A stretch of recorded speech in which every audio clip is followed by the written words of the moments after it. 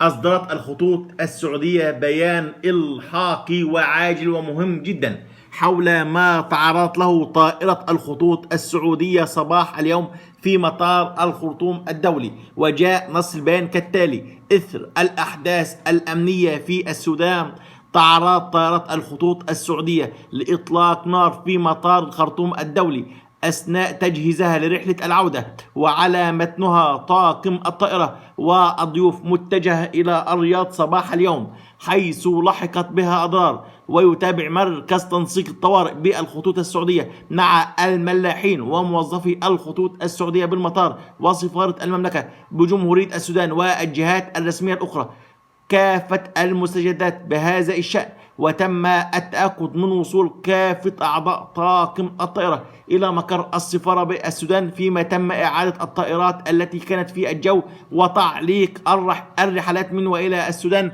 حفاظا على سلامة الضيوف وطاقم الطائرات. يذكر أنه يوجد اشتباكات كبيرة جدا منذ صباح اليوم في السودان بين قوات الجيش وقوات الدعم السوداني. سوف نوافيكم بمزيد من الفيديوهات والتفاصيل سواء عن الأحداث في السودان أو عن السعودية. لا تنسوا أحبابي الاشتراك في القناة وتفعيل زر الجرس. أشكركم.